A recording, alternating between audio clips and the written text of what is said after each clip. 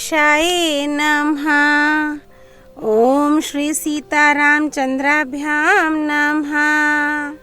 श्रीमद् वाल्मीकि रामायण किष्किंधा कांड सर्ग 53 से 63। सर्ग 53। लौटने की अवधि बीत जाने पर भी कार्य सिद्ध न होने के कारण सुग्रीव के कठोर दंड से डरने वाले अंगद आदि वानरों का उपवास करके प्राण त्याग देने का निश्चय।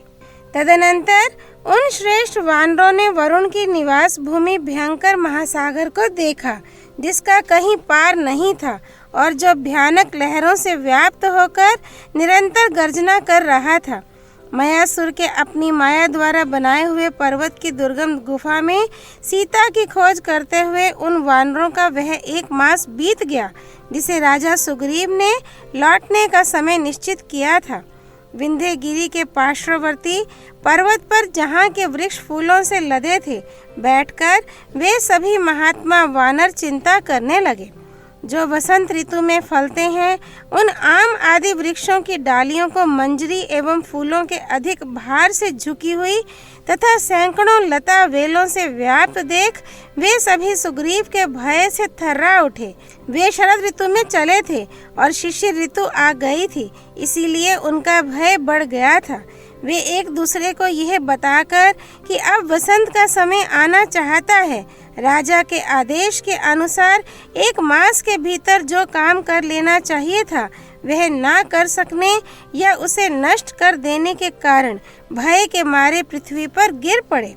तब जिनके कंधे सिंह और बैल के समान मांसल थे, भुजाएं बड़ी बड़ी और मोटी थीं तथा जो बड़े बुद्धिमान थे, वे युवराज अंगद उन श्रेष्ठ वानरों तथा अन्य वनवासी कपियों को यथावत सम्मान देते हुए मधुर वाणी से संबोधित करके बोले, वानरों, हम सब लोग वानर राज की आज्ञा से आश्विन मास बीतते बीते 1 मास की निश्चित अवधि स्वीकार करके सीता की खोज के लिए निकले थे, किंतु हमारा वह 1 मास उस गुफा में ही पूरा हो गया। क्या आप लोग इस बात को नहीं जानते? हम जब चले थे तब से लौटने के लिए जो मास निर्धारित हुआ था वह भी बीत गया, अतः अब आगे क्या करना चाहिए? आप लोगों को राजा का विश्वास प्राप्त है, आप नीति मार्ग में निपुण हैं और स्वामी के हित में तत्पर रहते हैं, इसीलिए आप लोग यथा समय सब कार्यों में नियुक्त किए जाते हैं। कार्य सिद्ध करने में आप लोगों की समानता करने वाला कोई नहीं है। आप सभी अपने पुरुषार्थ के लिए सभी दिशाओं में विख्यात हैं। इस समय वानरराज सुग्रीव की आज्ञा से मुझे आगे करके आप लोग जिस कार्य के लिए निकले थे उसमें आप और हम सफल न हो सके, ऐसी दशा में हम लोगों को अपने प्राणों से हाथ धोना पड़ेगा, इसमें संशय नहीं है। भला वानर राज के आदेश का पालन न करके कौन सुखी रह सकता है? स्वयं सुग्रीव ने जो समय निश्चित किया था उसके बीत जाने पर हम सब वानरों के लिए उपवास करके प्राण त्याग देना ही ठीक जान पड़ता है। सुग्रीव स्वभाव से ही कठोर हैं, फिर इस समय तो वे हमारे राजा के पद पर स्थित हैं। जब हम अपराध करके उनके पास जाएंगे तब वे कभी हमें क्षमा नहीं करेंगे, उल्टे सीता का समाचार न पाने पर हमारा वध ही कर डालेंगे। अतः हमें आज ही यहाँ स्त्री, पुत्र, धन संपत्ति और घर द्वार का मोह छोड़कर मरणांत उपवास आरंभ कर देना चाहिए। यहाँ से लौटने पर राजा सुग्रीव निश्चय ही हम सबका वध कर डालेंगे। अनुचित वध की अपेक्षा यहीं मर जाना हम लोगों के लिए श्रेयस्कर है। सुग्रीव ने युवराज पद पर मेरा अभिषेक नहीं किया है, अनायास ही महान कर्म करने वाले महाराज श्री राम ने ही उस पद पर मेरा अभिषेक किया है। राजा सुग्रीव ने तो पहले से ही मेरे प्रति वैर बांध रखा है। इस समय आज्ञा लंघन रूप मेरे अपराध को देखकर पूर्वोक्त निश्चय के अनुसार तीखे दंड द्वारा मुझे मरवा डालेंगे। जीवन काल में मेरा व्यसन, राजा के हाथ से मेरा मरण, देखने वाले सुहृदों से मुझे क्या काम है? यहीं समुद्र के पावन तट पर मैं मरणांत उपवास करूंगा।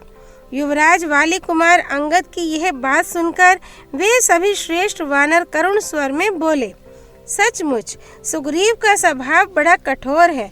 उधर श्री रामचंद्र जी अपनी प्रिय पत्नी सीता के प्रति अनुरक्त हैं।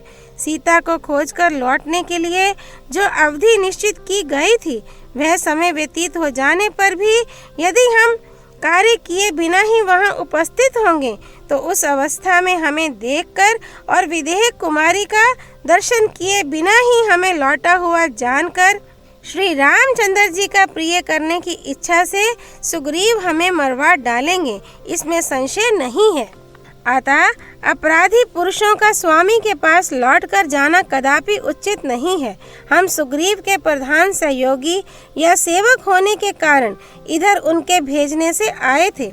यदि यहीं सीता का दर्शन करके अथवा उनका समाचार जानकर वीर सुग्रीव के पास नहीं जाएंगे, तो अवश्य ही हमें यमलोक में जाना पड़ेगा। भय से पीड़ित हुए उन वानरों का ये वचन सुनकर तार ने कहा, यहाँ बैठकर विषाद करने से कोई लाभ नहीं है।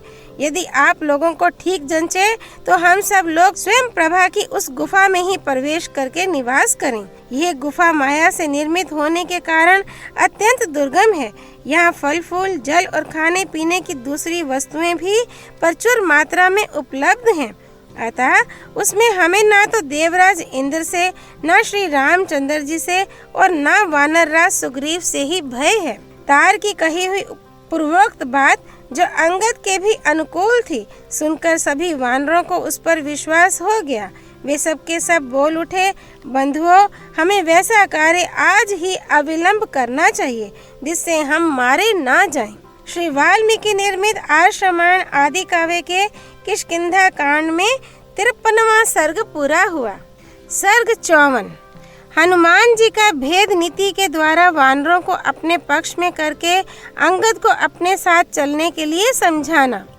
तारापति चंद्रमा के समान तेजस्वी तार के ऐसा कहने पर हनुमान जी ने यह माना कि अब अंगद ने वह राज्य जो अब तक सुग्रीव के अधिकार में था हर लिया। इस तरह वानरों में फूट पड़ने से बहुत से वानर अंगद का साथ देंगे और बलवान अंगद सुग्रीव को राज्य से वंचित कर देंगे।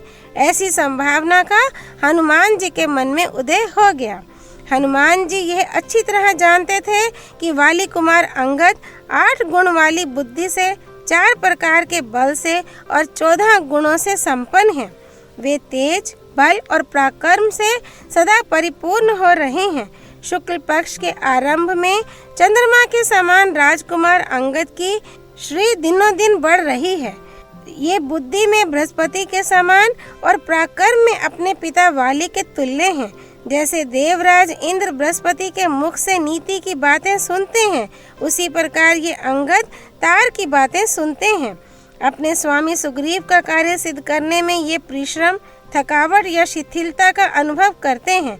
ऐसा विचार कर संपूर्ण शास्त्रों के ज्ञान में निपुण हनुमान जी ने अंगद को तार आदि वानरों की ओर से फोड़ने का प्रयत्न आरंभ किया।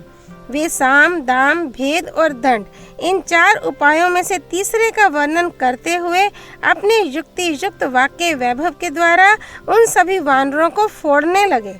जब वे सब वानर फूट गए, तब उन्होंने दंड रूप चौथे उपाय से युक्त नाना प्रकार के भयदायक वचनों द्वारा अंगद को डराना आरंभ किया।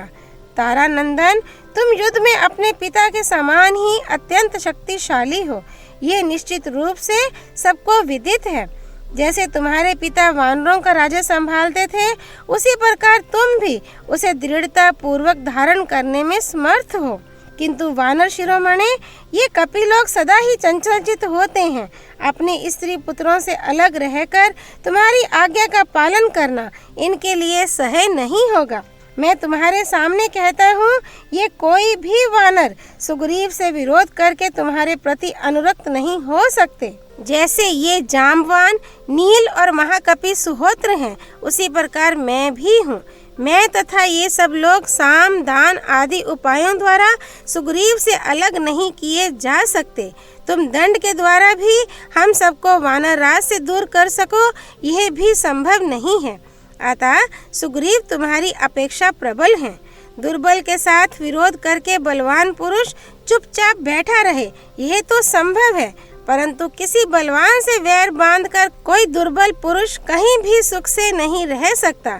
अतः अपनी रक्षा चाहने वाले दुर्बल पुरुष को बलवान के साथ विग्रह नहीं करना चाहिए। ये नीतिज्ञ पुरुषों का कथन है। तुम जो ऐसा मानने लगे हो कि यह गुफा हमें माता के समान अपनी गोद में छिपा लेगी, इसलिए हमारी रक्षा हो जाएगी, तथा इस बिल की अवैधता के विषय में जो तुमने तार के मुंह से कुछ सुना है, ये सब व्यर्थ है, क्योंकि इस गुफा को विदीर्ण कर देना लक्ष्मण के बाणों के लिए बाएं हाथ का खेल है, अत्यंत तुच्छ कार्य है। पूर्व काल में यहाँ वज्र का प्रहार करके इंद्र ने तो इस गुफा को बहुत थोड़ी हानि पहुँचाई थी, परंतु लक्ष्मण अपने पहने बाणों द्वारा इसे पत्ते के दोने की भांति विदीर्ण कर डालेंगे। लक्ष्मण के पास ऐसे बहुत से नाराज हैं जिनका हल्का सा स्पर्श भी वज्र और अश्नि के समान चोट पहुंचाने वाला है। वे नाराज पर्वतों को भी विदीर्ण कर सकते हैं। शत्रुओं को संताप देने वाले वीर, ज्यों ही तुम इस गुफा में रहना आरंभ करोगे, त्यों ही ये सब वानर तुम्हें त्याग देंगे, क्योंकि इन्होंने ऐसा करने का निश्चय कर लिया है। ये अपने बाल बच्चों को याद करके सदा उद्विग्न रहेंगे। जब यहाँ इन्हें भूख का कष्ट सहना पड़ेगा और दुखद शैया पर सोने या दुरावस्था में रहने के कारण इनके मन में खेद होगा, तब ये तुम्हें पीछे छोड़कर चल देंगे। ऐसी दशा में तुम हितैषी बंधुओं और सुहृदों के सहयोग से वंचित हो उड़ते हुए तिनके से भी तुच्छ हो जाओगे और सदा अधिक डरते रहोगे, अथवा हिलते हुए तिनके से अत्यंत भयभीत होते रहोगे। लक्ष्मण के बाण घोर, महान वेगशाली और दुर्जय हैं। श्री राम के कार्य से विमुख होने पर तुम्हें कदापि मारे बिना नहीं रहेंगे। हमारे साथ चलकर जब तुम विनीत पुरुष की भांति उनकी सेवा में उपस्थित होगे, तब सुग्रीव कर्मशः अपने बाद तुम्ही को राज्य पर बिठाएंगे। तुम्हारे चाचा सुग्रीव धर्म के मार्ग पर चलने वाले राजा हैं। वे सदा तुम्हारी प्रसन्नता चाहने वाले, दृढ़ व्रत, पवित्र और सत्य प्रतिज्ञ हैं, अतः कदापि तुम्हारा नाश नहीं कर सकते। अंगद, उनके मन में सदा तुम्हारी माता का प्रिय करने की इच्छा रहती है। उनकी प्रसन्नता के लिए ही वे जीवन धारण करते हैं। सुग्रीव के तुम्हारे सिवा कोई दूसरा पुत्र भी नहीं है, इसलिए तुम्हें उनके पास चलना चाहिए। श्री वाल्मीकि निर्मित आर्ष रामायण आदि काव्य के किष्किंधा कांड में 54वां सर्ग पूरा हुआ। सर्ग 55 अंगद सहित वानरों का प्रायोपवेशन। हनुमान जी का वचन विनय युक्त, धर्मानुकूल और स्वामी के प्रति सम्मान से युक्त था। उसे सुनकर अंगद ने कहा, कपिश्रेष्ठ, राजा सुग्रीव में स्थिरता, शरीर और मन की पवित्रता, क्रूरता का अभाव, सरलता, पराक्रम और धैर्य है। यह मान्यता ठीक नहीं जान पड़ती। जिसने अपने बड़े भाई के जीते जी उनकी प्यारी महारानी को, जो धर्मता उसकी माता के समान थी, कुत्सित भावना से ग्रहण कर लिया था, वह धर्म को जानता है, यह कैसे कहा जा सकता है। जिस दुरात्मा ने युद्ध के लिए जाते हुए भाई के द्वारा बिल की रक्षा के कार्य में नियुक्त होने पर भी पत्थर से उसका मुंह बंद कर दिया, वह कैसे धर्मज्ञ माना जा सकता है। जिन्होंने सत्य को साक्षी देकर उसका हाथ पकड़ा और पहले ही उसका कार्य सिद्ध कर दिया, उन महायशस्वी भगवान श्री राम को ही जब उसने भुला दिया, तब दूसरे किसके उपकार को वह याद रख सकता है। जिसने अधर्म के भय से डर कर नहीं, लक्ष्मण के ही भय से भीत हो हम लोगों को सीता की खोज के लिए भेजा है, उसमें धर्म की संभावना कैसे हो सकती है। उस पापी, कृतघ्न, स्मरण शक्ति से हीन और चंचल चित्त सुग्रीव पर कोई श्रेष्ठ पुरुष विशेषता जो उसके कुल में उत्पन्न हुआ हो, कभी भी किस तरह विश्वास कर सकता है। अपना पुत्र गुणवान हो या गुणहीन, उसी को राज्य पर बिठाना चाहिए। ऐसी धारणा रखने वाला सुग्रीव मुझ शत्रु कुल में उत्पन्न हुए बालक को कैसे जीवित रहने देगा। सुग्रीव से अलग रहने का जो मेरा गूढ़ विचार था, वह आज प्रकट हो गया। साथ ही उसकी आज्ञा का पालन न करने के कारण मैं अपराधी भी हूँ। इतना ही नहीं, मेरी शक्ति क्षीण हो गई है, मैं अनाथ के समान दुर्बल हूँ। ऐसी दशा में किष्किंधा में जाकर कैसे जीवित रह सकूंगा। सुग्रीव शठ, क्रूर और निर्दयी है। वह राज्य के लिए मुझे गुप्त रूप से दंड देगा अथवा सदा के लिए मुझे बंधन में डाल देगा। इस प्रकार बंधन जनित कष्ट भोगने की अपेक्षा उपवास करके प्राण दे देना ही मेरे लिए श्रेयस्कर है। अतः सब वानर मुझे यहीं रहने की आज्ञा दें और अपने अपने घर को चले जाएं।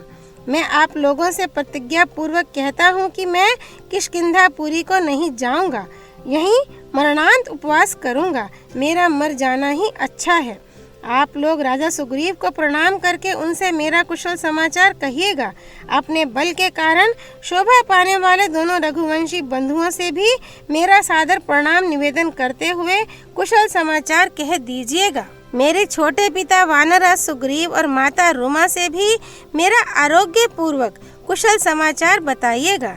मेरी माता तारा को भी धैर्य बंधाइएगा। वह बेचारी स्वभाव से ही दयालु और पुत्र पर प्रेम रखने वाली है।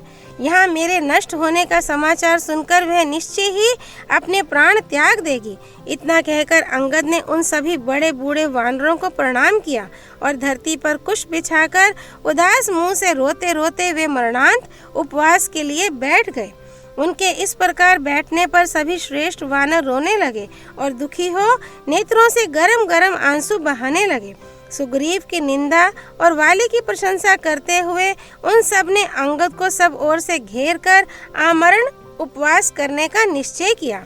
वाली कुमार के वचनों पर विचार करके उन वानर शिरोमणियों ने मरना ही उचित समझा और मृत्यु की इच्छा से आचमन करके समुद्र के उत्तर तट पर दक्षिणाग्र कुश बिछाकर वे सब के सब पूर्वाभिमुख हो बैठ गए। श्री राम के वनवास, राजा दशरथ की मृत्यु, जनस्थानवासी राक्षसों के संहार, विदेह कुमारी सीता के अपहरण, जटायु के मरण, वाली के वध और श्री राम के क्रोध की चर्चा करते हुए उन वानरों पर एक दूसरा ही भय आ पहुंचा। महान पर्वत शिखरों के समान शरीर वाले वहां बैठे हुए बहुसंख्यक वानर भय के मारे जोर जोर से शब्द करने लगे, जिससे उस पर्वत की कंदराओं का भीतरी भाग प्रतिध्वनित हो उठा और गरजते हुए मेघों से युक्त आकाश के समान प्रतीत होने लगा।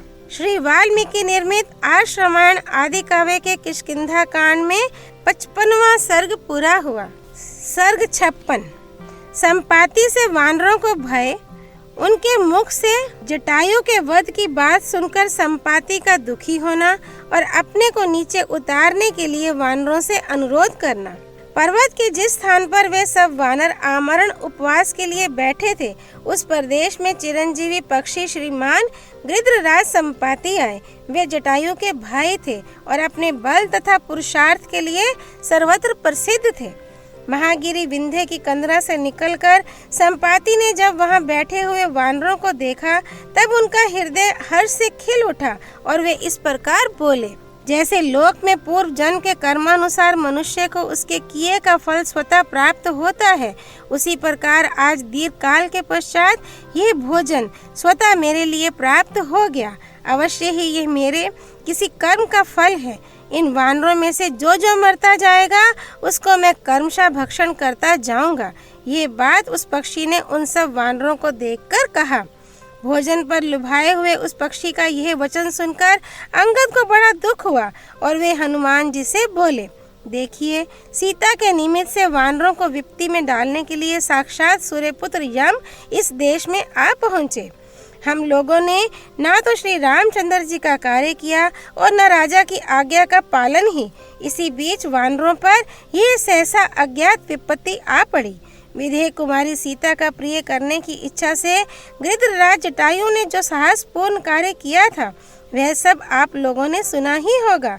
समस्त प्राणी वे पशु पक्षियों की योनि में ही क्यों न उत्पन्न हुए हों, हमारी तरह प्राण देकर भी श्री रामचंद्र जी का प्रिय कार्य करते हैं। शिष्ट पुरुष स्नेह और करुणा के वशीभूत हो एक दूसरे का उपकार करते हैं। अतः आप लोग भी श्री राम के उपकार के लिए स्वयं ही अपने शरीर का परित्याग करें। धर्मज्ञ जटायु ने ही श्री राम का प्रिय किया है। हम लोग श्री रघुनाथ जी के लिए अपने जीवन का मोह छोड़कर परिश्रम करते हुए इस दुर्गम वन में आए, किंतु मिथिलेश कुमारी का दर्शन न कर सके।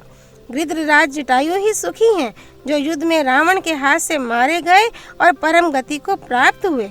वे सुग्रीव के भय से मुक्त हैं। राजा दशरथ की मृत्यु, जटायु का विनाश और विदेह कुमारी सीता का अपहरण, इन घटनाओं से इस समय वानरों का जीवन संशय में पड़ गया है। श्री राम और लक्ष्मण को सीता के साथ वन में निवास करना पड़ा। श्री रघुनाथ जी के बाण से वाली का वध हुआ और अब श्री राम के कोप से समस्त राक्षसों का संहार होगा। ये सारी बुराइयां कैकेयी को दिए गए वरदान से ही पैदा हुई हैं। वानरों के द्वारा बारंबार कहे गए इन दुखमय वचनों को सुनकर और उन सबको पृथ्वी पर पड़ा हुआ देखकर परम बुद्धिमान संपाति का हृदय अत्यंत शुद्ध हो उठा और वे दीन वाणी में बोलने को उद्यत हुए। अंगद के मुख से निकले हुए उस वचन को सुनकर तीखी चोंच वाले उस गीध ने उच्च स्वर से इस प्रकार पूछा, यह कौन है जो मेरे प्राणों से भी बढ़कर प्रिय भाई जटायु के वध की बात कह रहा है? इसे सुनकर मेरा हृदय कंपित सा होने लगा है। जनस्थान में राक्षस का गृध्र के साथ किस प्रकार युद्ध हुआ था, अपने भाई का प्यारा नाम आज बहुत दिनों के बाद मेरे कान में पड़ा है। जटायु मुझसे छोटा, गुणज्ञ और पराक्रम के कारण अत्यंत प्रशंसा के योग्य था। दीर्घ काल के पश्चात आज उसका नाम सुनकर मुझे बड़ी प्रसन्नता हुई। मैं चाहता हूँ कि पर्वत के इस दुर्गम स्थान से आप लोग मुझे नीचे उतार दें। श्रेष्ठ वानरों, मुझे अपने भाई के विनाश का वृतांत सुनने की इच्छा है। मेरा भाई जटायु तो जनस्थान में रहता था। गुरुजनों के प्रेमी श्री रामचंद्र जी, जिनके ज्येष्ठ एवं प्रिय पुत्र हैं, वे महाराज दशरथ मेरे भाई के मित्र कैसे हुए? शत्रु दमन वीरों, मेरे पंख सूर्य की किरणों से जल गए हैं, इसलिए मैं उड़ नहीं सकता, किंतु इस पर्वत से नीचे उतरना चाहता हूँ। श्री वाल्मीकि निर्मित आश्रमण आदि काव्य के किष्किंधा कांड में 56वां सर्ग पूरा हुआ। सर्ग 57। अंगद का संपाति को पर्वत शिखर से नीचे उतारकर उन्हें जटायु के मारे जाने का वृत्तांत बताना तथा राम सुग्रीव की मित्रता एवं वाली वध का प्रसंग सुनाकर अपने आमरण उपवास का कारण निवेदन करना। शोक के कारण संपाति का स्वर विकृत हो गया था। उनकी कही हुई बात सुनकर भी वानर युद्धपतियों ने उस पर विश्वास नहीं किया, क्योंकि वे उनके कर्म से शंकित थे।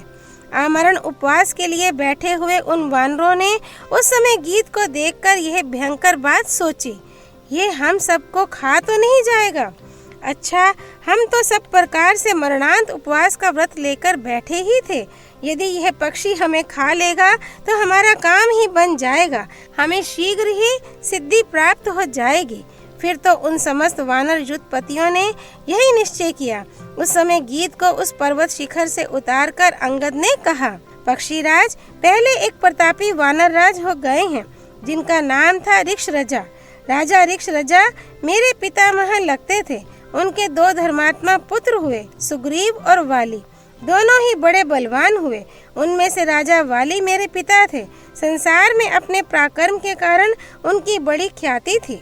आज से कुछ वर्ष पहले इक्ष्वाकु वंश के महारथी वीर दशरथ कुमार श्रीमान रामचंद्र जी, जो संपूर्ण जगत के राजा हैं, पिता की आज्ञा के पालन में तत्पर हो धर्म मार्ग का आश्रय ले दंडकारण्य में आए थे। उनके साथ उनके छोटे भाई लक्ष्मण तथा उनकी धर्म पत्नी विदेह कुमारी सीता भी थी। जनस्थान में आने पर उनकी पत्नी सीता को रावण ने बलपूर्वक हर लिया। उस समय गृध्रराज जटायु ने, जो उनके पिता के मित्र थे, देखा रावण आकाश मार्ग से विदेह कुमारी को लिए जा रहा है। देखते ही वे रावण पर टूट पड़े और उसके रथ को नष्ट भ्रष्ट करके उन्होंने मिथिलेश कुमारी को सुरक्षित रूप से भूमि पर खड़ा कर दिया। किंतु वे वृद्ध तो थे ही, युद्ध करते करते थक गए और अंततोगत्वा रण क्षेत्र में रावण के हाथ से मारे गए। इस प्रकार महाबली रावण के द्वारा जटायु का वध हुआ। स्वयं श्री रामचंद्र जी ने उनका दाह संस्कार किया और वे उत्तम गति साकेत धाम को प्राप्त हुए। तदनंतर श्री रघुनाथ जी ने मेरे चाचा महात्मा सुग्रीव से मित्रता की और उनके कहने से उन्होंने मेरे पिता का वध कर दिया। मेरे पिता ने मंत्रियों सहित सुग्रीव को राज्य सुख से वंचित कर दिया था, इसलिए श्री रामचंद्र जी ने मेरे पिता वाली को मारकर सुग्रीव का अभिषेक करवाया। उन्होंने ही सुग्रीव को वाली के राज्य पर स्थापित किया। अब सुग्रीव वानरों के स्वामी हैं, मुख्य वानरों के भी राजा हैं। उन्होंने हमें सीता की खोज के लिए भेजा है। इस तरह श्री राम से प्रेरित होकर हम लोग इधर उधर विदेह कुमारी सीता को खोजते फिरते हैं, किंतु अब तक उनका पता नहीं लगा। जैसे रात में सूर्य की प्रभा का दर्शन नहीं होता, उसी प्रकार हमें इस वन में जानकी का दर्शन नहीं हुआ। हम लोग अपने मन को एकाग्र करके दंडकारण्य में भली भांति खोज करते हुए अज्ञानवश पृथ्वी के एक खुले हुए विवर में घुस गए। यह विवर मायासुर की माया से निर्मित हुआ है। उसमें खोजते खोजते हमारा एक मास बीत गया, जिसे राजा सुग्रीव ने हमारे लौटने के लिए अवधि निश्चित किया था। हम सब लोग कपिराज सुग्रीव के आज्ञाकारी हैं, किंतु उनके द्वारा नियत की हुई अवधि को लांघ गए हैं। अतः उन्हीं के भय से हम यहाँ आमरण उपवास कर रहे हैं। ककुस कुलभूषण श्री राम, लक्ष्मण और सुग्रीव तीनों हम पर कुपित होंगे। उस दशा में वहां लौट जाने के बाद भी हम सबके प्राण नहीं बच सकते। श्री वाल्मीकि निर्मित आर्ष रामायण आदि काव्य के किष्किंधा कांड में 57वां सर्ग पूरा हुआ। सर्ग 58 संपाति का अपने पंख जलने की कथा सुनाना, सीता और रावण का पता बताना तथा वानरों की सहायता से समुद्र तट पर जाकर भाई को जलांजलि देना। जीवन की आशा त्याग कर बैठे हुए वानरों के मुख से यह करुणाजनक बात सुनकर संपाति के नेत्रों में आंसू आ गए। उन्होंने उस स्वर से उत्तर दिया, वानरों, तुम जिसे महाबली रावण के द्वारा युद्ध में मारा गया बता रहे हो, वह जटायु मेरा छोटा भाई था। मैं बूढ़ा हुआ, मेरे पंख जल गए, इसलिए अब मुझ में अपने भाई के वैर का बदला लेने की शक्ति नहीं रह गई है। यही कारण है कि यह अप्रिय बात सुनकर भी मैं चुपचाप सहे लेता हूँ। पहले की बात है, जब इंद्र के द्वारा वृत्रासुर का वध हो गया, तब इंद्र को प्रबल जानकर हम दोनों भाई उन्हें जीतने की इच्छा से पहले आकाश मार्ग के द्वारा बड़े वेग से स्वर्गलोक में गए। इंद्र को जीत कर लौटते समय हम दोनों ही स्वर्ग को प्रकाशित करने वाले अंशुमाली सूर्य के पास आए। हम में से जटायु सूर्य के मध्य काल में उनके तेज से शिथिल होने लगा। भाई को सूर्य की किरणों से पीड़ित और अत्यंत व्याकुल देख मैंने स्नेहवश अपने दोनों पंखों से उसे ढक लिया। वानर शिरोमणियों, उस समय मेरे दोनों पंख जल गए और मैं इस विंध्य पर्वत पर गिर पड़ा। यहाँ रहकर मैं कभी अपने भाई का समाचार ना पा सका।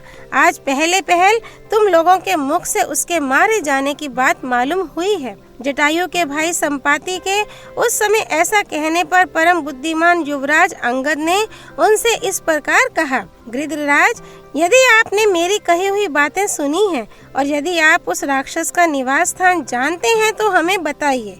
वह अदूरदर्शी नीच राक्षस रावण यहाँ से निकट हो या दूर, यदि आप जानते हैं तो हमें उसका पता बता दें। तब जटायु के बड़े भाई महातेजस्वी संपाति ने वानरों का हर्ष बढ़ाते हुए अपने अनुरूप बात कही, वानरों, मेरे पंख जल गए, अब मैं बेपर का गीध हूँ, मेरी शक्ति जाती रही, अतः मैं शरीर से तुम्हारी कोई सहायता नहीं कर सकता, तथापि वचन मात्र से भगवान श्री राम की उत्तम सहायता अवश्य करूँगा। मैं वरुण के लोकों को जानता हूँ। वामना अवतार के समय भगवान विष्णु ने जहाँ जहाँ अपने 3 पग रखे थे, उन स्थानों का भी मुझे ज्ञान है। अमृत मंथन तथा देवासुर संग्राम भी मेरी देखी और जानी हुई घटनाएं हैं।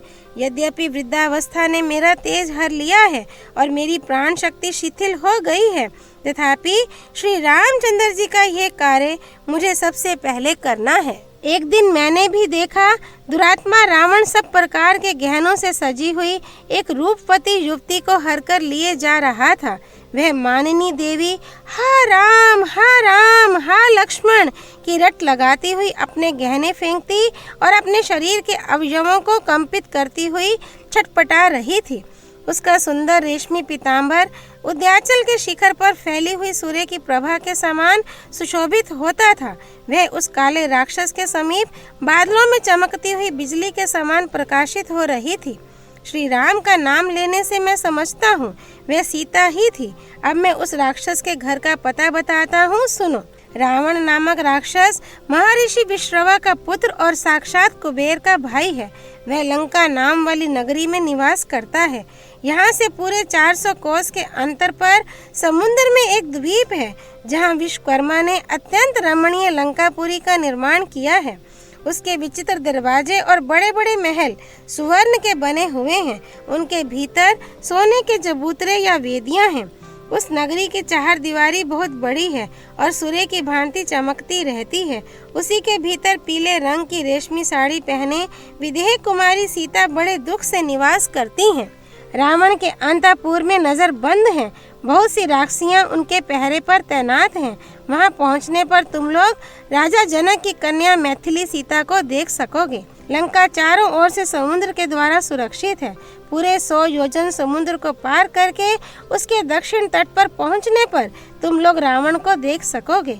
अतः वानरों, समुद्र को पार करने में ही तुरंत शीघ्रता पूर्वक अपने पराक्रम का परिचय दो। निश्चय ही मैं ज्ञान दृष्टि से देखता हूँ तुम लोग सीता का दर्शन करके लौट आओगे। आकाश का पहला मार्ग गौरैयों तथा अन्न खाने वाले कबूतर आदि पक्षियों का है।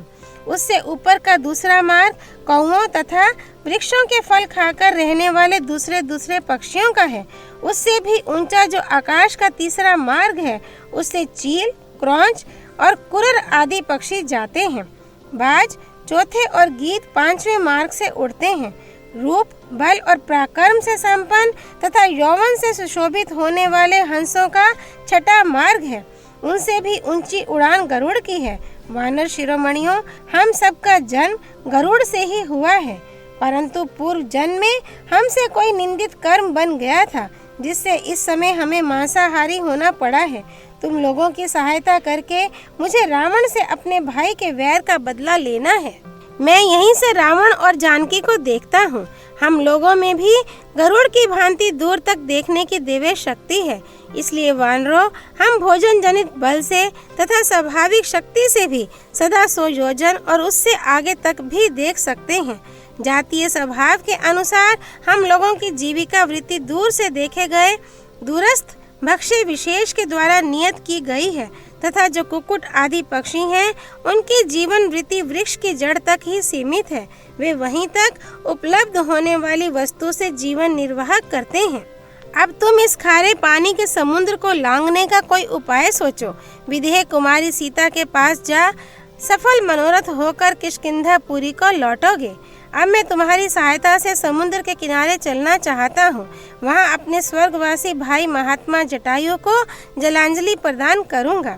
ये सुनकर महापराक्रमी वानरों ने जले पंख वाले पक्षीराज संपाति को उठाकर समुद्र के किनारे पहुंचा दिया और जलांजलि देने के पश्चात वे पुनः उनको वहां से उठाकर उनके रहने के स्थान पर ले आए।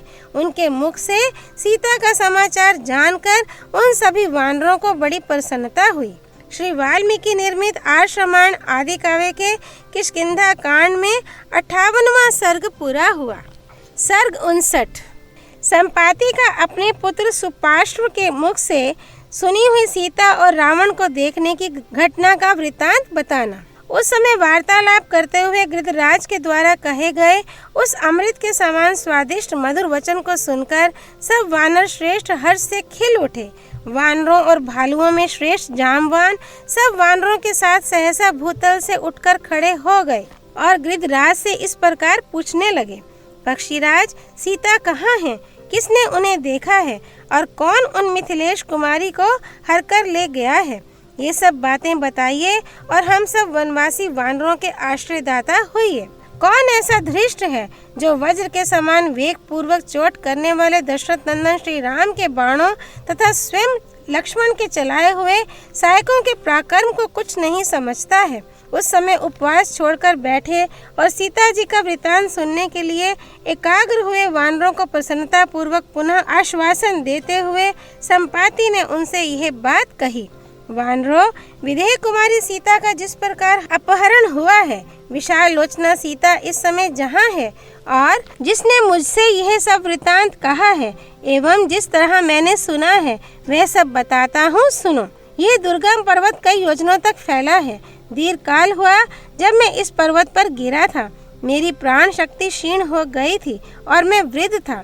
इस अवस्था में मेरा पुत्र पक्षी परवर सुपार्श्व ही यथा समय आहार देकर प्रतिदिन मेरा भरण पोषण करता है। जैसे गंधर्वों का काम भाव तीव्र होता है, सर्पों का क्रोध तेज होता है और मृगों को भय अधिक होता है, उसी प्रकार हमारी जाति के लोगों की भूख बड़ी तीव्र होती है। एक दिन की बात है, मैं भूख से पीड़ित होकर आहार प्राप्त करना चाहता था। मेरा पुत्र मेरे लिए भोजन की तलाश में निकला था, किंतु सूर्यास्त होने के बाद वह खाली हाथ लौट आया। उसे कहीं मांस नहीं मिला। भोजन न मिलने से मैंने कठोर बातें सुनाकर अपनी प्रीति बढ़ाने वाले उस पुत्र को बहुत पीड़ा दी, किंतु उसने नम्रता पूर्वक मुझे आदर देते हुए यह यथार्थ बात कही। तात, मैं यथा समय मांस प्राप्त करने की इच्छा से आकाश में उड़ा और महेंद्र पर्वत के द्वार को रोककर खड़ा हो गया। वहां अपनी चोंच नीची करके मैं समुद्र के भीतर विचरने वाले सहस्त्रों जंतुओं के मार्ग को रोकने के लिए अकेला ठहर गया।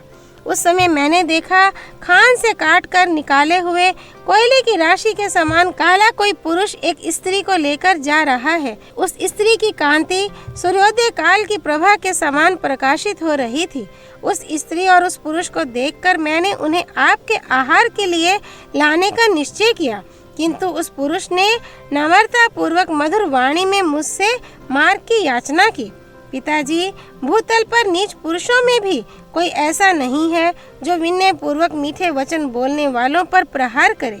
फिर मुझ जैसा कुलीन पुरुष कैसे कर सकता है? फिर तो वह तेज से आकाश को व्याप्त करता हुआ सा वेग पूर्वक चला गया। उसके चले जाने पर आकाशचारी प्राणी सिद्ध चारण आदि ने आकर मेरा बड़ा सम्मान किया। वे महर्षि मुझसे बोले, सौभाग्य की बात है कि सीता जीवित हैं। तुम्हारी दृष्टि पड़ने पर भी स्त्री के साथ आया हुआ वह पुरुष किसी तरह सकुशल बच गया, अतः अवश्य तुम्हारा कल्याण हो। उन परम शोभायमान सिद्ध पुरुषों ने मुझसे ऐसा कहा। तत्पश्चात उन्होंने यह भी बताया कि वह काला पुरुष राक्षसों का राजा रावण था। तात, दशरथ नंदन श्री राम की पत्नी जनक किशोरी सीता शोक के वेग से पराजित हो गई थी। उनके आभूषण गिर रहे थे और रेशमी वस्त्र भी सिर से खिसक गया था। उनके केश खुले हुए थे और वे श्री राम तथा लक्ष्मण का नाम ले लेकर उन्हें पुकार रही थी। मैं उनकी इस दयनीय दशा को देखता रह गया। यही मेरे विलंब से आने का कारण है। इस प्रकार बातचीत की कला जानने वालों में श्रेष्ठ सुपार्श्व ने मेरे सामने इन सारी बातों का वर्णन किया। ये सब सुनकर भी मेरे हृदय में पराक्रम कर दिखाने का कोई विचार नहीं उठा। बिना पंख का पक्षी कैसे कोई पराक्रम कर सकता है? अपनी वाणी और बुद्धि के द्वारा साधे जो उपकार रूप गुण है, उसे करना मेरा स्वभाव बन गया है। ऐसे स्वभाव से मैं जो कुछ कर सकता हूँ वह कार्य तुम्हें बता रहा हूँ। सुनो, वह कार्य तुम लोगों के पुरुषार्थ से ही सिद्ध होने वाला है। मैं वाणी और बुद्धि के द्वारा तुम सब लोगों का प्रिय कार्य अवश्य करूँगा, क्योंकि दशरथ नंदन श्री राम का जो कार्य है वह मेरा ही है, इसमें संशय नहीं है। तुम लोग भी उत्तम बुद्धि से युक्त, बलवान, मनस्वी तथा देवताओं के लिए भी दुर्जय हो, इसीलिए वानरराज सुग्रीव ने तुम्हें इस कार्य के लिए भेजा है। श्री राम और लक्ष्मण के कंक पत्र से युक्त जो बाण हैं, वे साक्षात विधाता के बनाए हुए हैं। वे तीनों लोकों का संरक्षण और दमन करने के लिए पर्याप्त शक्ति रखते हैं। तुम्हारा विपक्षी दशग्रीव रावण भले ही तेजस्वी और बलवान है, किंतु तुम जैसे सामर्थ्यशाली वीरों के लिए उसे परास्त करना आदि कोई भी कार्य दुष्कर नहीं है। अतः अब अधिक समय बिताने की आवश्यकता नहीं है। अपनी बुद्धि के द्वारा दृढ़ निश्चय करके सीता के दर्शन के लिए उद्योग करो, क्योंकि तुम जैसे बुद्धिमान लोग कार्यों की सिद्धि में विलंब नहीं करते हैं। श्री वाल्मीकि निर्मित आर्ष रामायण आदि काव्य के किष्किंधा कांड में 59वां सर्ग पूरा हुआ। सर्ग 60 संपाति की आत्मकथा। गृधराज संपाति अपने भाई को जलांजलि देकर जब स्नान कर चुके, तब उस रमणीय पर्वत पर वे समस्त वानर युद्धपति उन्हें चारों ओर से घेर कर बैठ गए। उन समस्त वानरों से घिरे हुए अंगद उनके पास बैठे थे। संपाति ने सबके हृदय में अपनी ओर से विश्वास पैदा कर दिया था। वे हर्षोत्फुल्ल होकर फिर इस प्रकार कहने लगे। सब वानर एकाग्रचित एवं मौन होकर मेरी बात सुनो। मैं मिथिलेश कुमारी को जिस प्रकार जानता हूँ वह सारा प्रसंग ठीक ठीक बता रहा हूँ। निष्पाप अंगद, प्राचीन काल में मैं सूर्य की किरणों से झुलसकर इस विंध्य पर्वत के शिखर पर गिरा था। उस समय मेरे सारे अंग सूर्य के प्रचंड ताप से संतप्त हो रहे थे। 6 रातें बीतने पर जब मुझे होश हुआ और मैं विवश एवं विवल सा होकर संपूर्ण दिशाओं की ओर देखने लगा, तब सहसा किसी भी वस्तु को मैं पहचान ना सका। तदनंतर धीरे धीरे समुद्र, पर्वत, समस्त नदी, सरोवर, वन और यहाँ के विभिन्न प्रदेशों पर दृष्टि डाली, तब मेरी स्मरण शक्ति लौटी। फिर मैंने निश्चय किया कि ये दक्षिण समुद्र के तट पर स्थित विंध्य पर्वत है, जो हर्षोत्फुल्ल विहंगमों के समुदाय से व्याप्त है। यहाँ बहुत सी कंदराएं, गुफाएं और शिखर हैं। पूर्व काल में यहाँ एक पवित्र आश्रम था, जिसका देवता भी बड़ा सम्मान करते थे। उस आश्रम में निशाकर चंद्रमा नामधारी एक ऋषि रहते थे, जो बड़े ही उग्र तपस्वी थे। वे धर्मज्ञ निशाकर मुनि अब स्वर्गवासी हो चुके हैं। उन महर्षि के बिना इस पर्वत पर रहते हुए मेरे 8000 वर्ष बीत गए। होश में आने के बाद मैं इस पर्वत के नीचे ऊंचे शिखर से धीरे धीरे बड़े कष्ट के साथ भूमि पर उतरा। उस समय ऐसे स्थान पर आ पहुंचा जहां तीखे कुश उगे हुए थे। फिर वहां से भी कष्ट सहन करता हुआ आगे बढ़ा। मैं उन महर्षि का दर्शन करना चाहता था, इसीलिए अत्यंत कष्ट उठाकर वहां गया था। इसके पहले मैं और जटायु दोनों कई बार उनसे मिल चुके थे। उनके आश्रम के समीप सदा सुगंधित वायु चलती थी। वहां का कोई भी वृक्ष फल अथवा फूल से रहित नहीं देखा जाता था। उस पवित्र आश्रम पर पहुंचकर मैं एक वृक्ष के नीचे ठहर गया और भगवान निशाकर के दर्शन की इच्छा से उनके आने की प्रतीक्षा करने लगा। थोड़ी ही देर में महर्षि मुझे दूर से आते दिखाई दिए। वे अपने तेज से दीप रहे थे और स्नान करके उत्तर की ओर लौटे आ रहे थे। उनका तिरस्कार करना किसी के लिए भी कठिन था। अनेकानेक रीछ, हरिण, सिंह, बाघ और नाना प्रकार के सर्प उन्हें इस प्रकार घेरे आ रहे थे, जैसे याचना करने वाले प्राणी दाता को घेर कर चलते हैं। ऋषि को आश्रम पर आया जान वे सभी प्राणी लौट गए। ठीक उसी तरह जैसे राजा के अपने महल में चले जाने पर मंत्री सहित सारी सेना अपने अपने विश्राम स्थान को लौट जाती है। ऋषि मुझे देखकर बड़े प्रसन्न हुए और अपने आश्रम में प्रवेश करके पुनः 2 ही घड़ी में बाहर निकल आए। फिर पास आकर उन्होंने मेरे आने का प्रयोजन पूछा। वे बोले, सौम्य, तुम्हारे रोए गिर गए और दोनों पंख जल गए हैं। इसका कारण नहीं जान पड़ता, इतने पर भी तुम्हारे शरीर में प्राण टिके हुए हैं। मैंने पहले वाजु के समान वेगशाली 2 गीदों को देखा है। वे दोनों परस्पर भाई और इच्छा अनुसार रूप धारण करने वाले थे। साथ ही वे गीदों के राजा भी थे। संपाते, मैं तुम्हें पहचान गया। तुम उन 2 भाइयों में से बड़े हो। जटायु तुम्हारा छोटा भाई था। तुम दोनों मनुष्य रूप धारण करके मेरा चरण स्पर्श किया करते थे। ये तुम्हें कौन सा रोग लग गया है? तुम्हारे दोनों पंख कैसे गिर गए? किसी ने दंड तो नहीं दिया है? मैं जो कुछ पूछता हूँ वह सब तुम स्पष्ट रूप से कहो। श्री वाल्मीकि निर्मित आर्ष रामायण आदि काव्य के किष्किंधा कांड में 60वां सर्ग पूरा हुआ। सर्ग 61। संपाति का निशाकर मुनि को अपने पंख के जलने का कारण बताना। उनके इस प्रकार पूछने पर मैंने बिना सोचे समझे सूर्य का अनुगमन रूप जो दुष्कर एवं दारुण कार्य किया था वह सब उन्हें बताया। मैंने कहा, भगवान, मेरे शरीर में घाव हो गया है तथा मेरी इंद्रियां लज्जा से व्याकुल हैं, इसलिए अधिक कष्ट पाने के कारण मैं अच्छी तरह बात भी नहीं कर सकता। मैं और जटायु दोनों ही गर्व से मोहित हो रहे थे, अतः अपने पराक्रम की था लगाने के लिए हम दोनों दूर तक पहुंचने के उद्देश्य से उड़ने लगे। कैलाश पर्वत के शिखर पर मुनियों के सामने हम दोनों ने ये शर्त बंधी थी कि सूर्य जब तक अस्ताचल पर जाएं, उसके पहले ही हम दोनों को उनके पास पहुंच जाना चाहिए। यह निश्चय करके हम साथ ही आकाश में जा पहुँचे।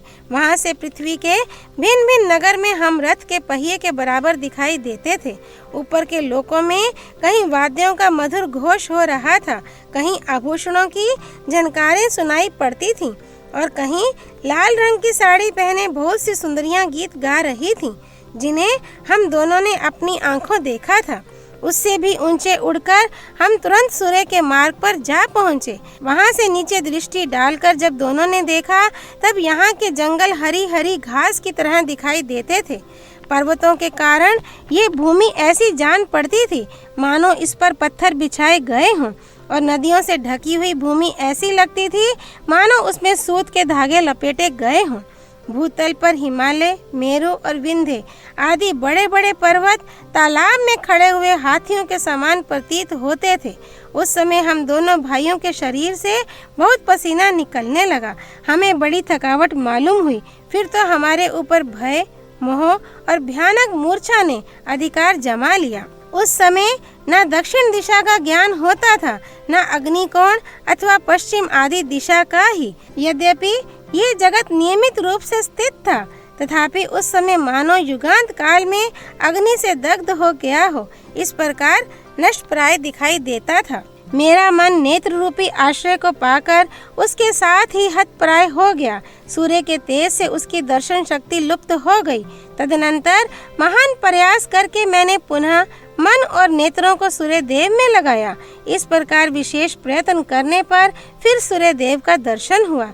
वे हमें पृथ्वी के बराबर ही जान पड़ते थे।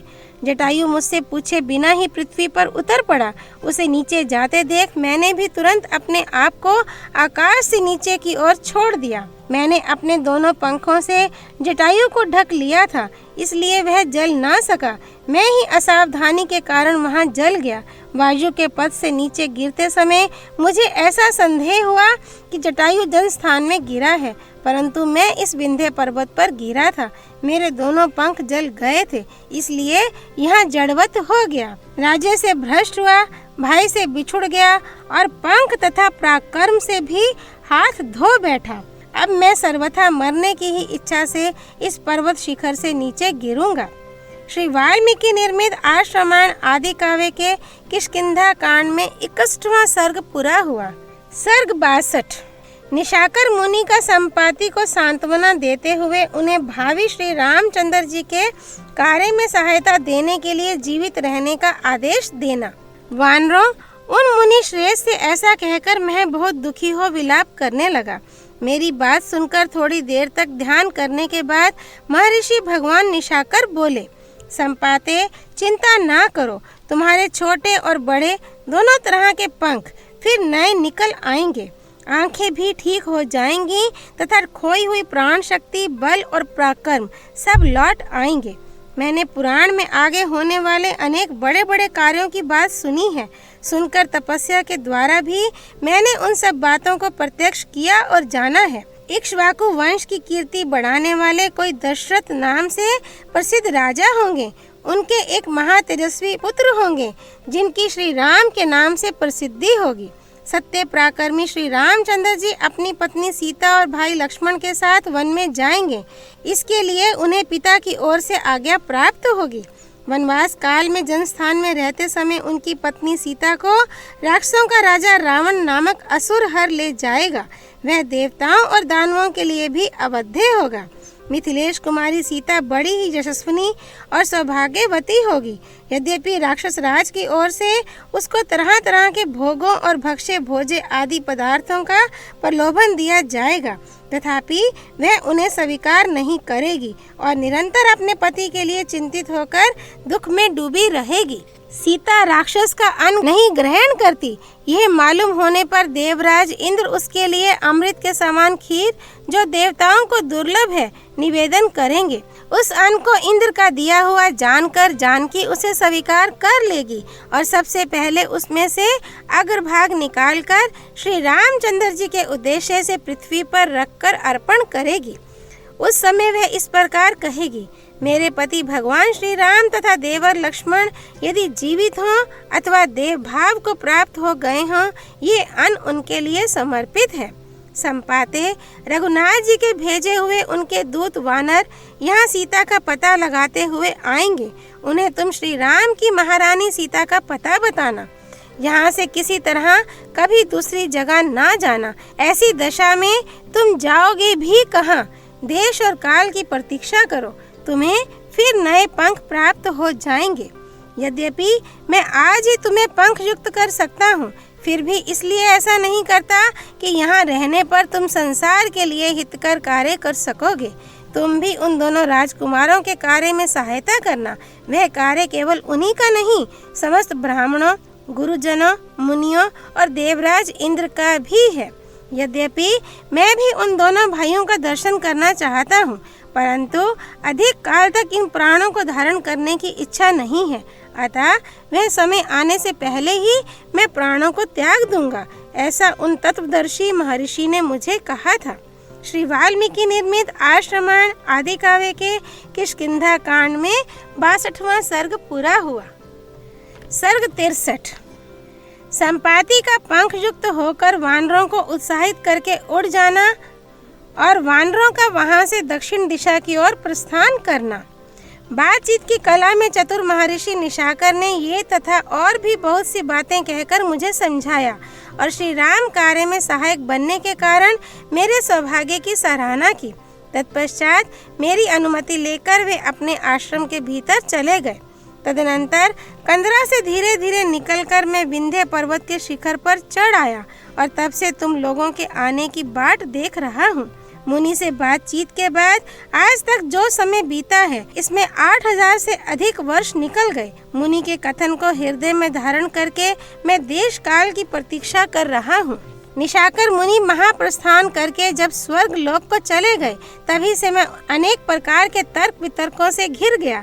संताप की आग मुझे रात दिन जलाती रहती है।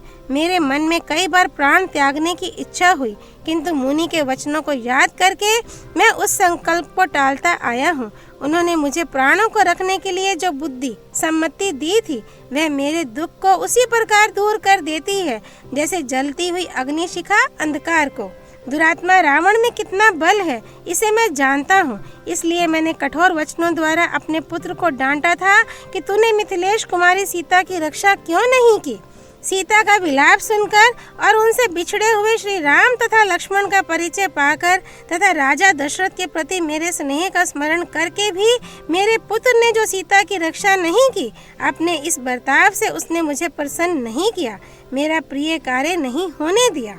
वहाँ एकत्र होकर बैठे हुए वानरों के साथ संपाति इस प्रकार बातें कर ही रहे थे कि उन वनचारी वानरों के समक्ष उसी समय उनके 2 नए पंख निकल आए। अपने शरीर को नए निकले हुए लाल रंग के पंखों से संयुक्त हुआ देख संपाति को अनुपम हर्ष प्राप्त हुआ। वे वानरों से इस प्रकार बोले, कपिवरो, अमित तेजस्वी राजऋषि निशाकर के प्रसाद से सूर्य किरणों द्वारा दग्ध हुए मेरे दोनों पंख फिर उत्पन्न हो गए। युवावस्था में मेरा जैसा पराक्रम और बल था, वैसे ही बल और पुरुषार्थ का इस समय मैं अनुभव कर रहा हूँ। वानरों, तुम सब प्रकार से यत्न करो, निश्चय ही तुम्हें सीता का दर्शन प्राप्त होगा। मुझे पंखों का प्राप्त होना तुम लोगों की कार्य सिद्धि का विश्वास दिलाने वाला है। उन समस्त वानरों से ऐसा कहकर पक्षियों में श्रेष्ठ संपाति अपने आकाश गमन की शक्ति का परिचय पाने के लिए उस पर्वत शिखर से उड़ गए। उनकी वह बात सुनकर उन श्रेष्ठ वानरों का हृदय प्रसन्नता से खिल उठा। वे पराक्रम साधे अभ्युदय के लिए उद्यत हो गए।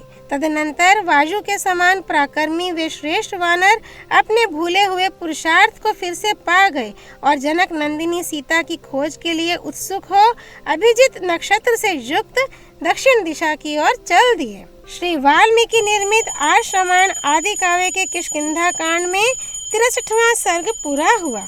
सियापति रामचंद्र की जय। राम भक्त श्री हनुमान जी की जय। राम जन्मभूमि अयोध्यापुरी धाम की जय। सरयू नदी की जय। माँ गौरीपति देवों के देव महादेव भगवान शिव शंकर की जय। श्रीमद् वाल्मीकि रामायण की जय। महर्षि वाल्मीकि मुनि की जय। श्री हरि अर्पणमस्तु।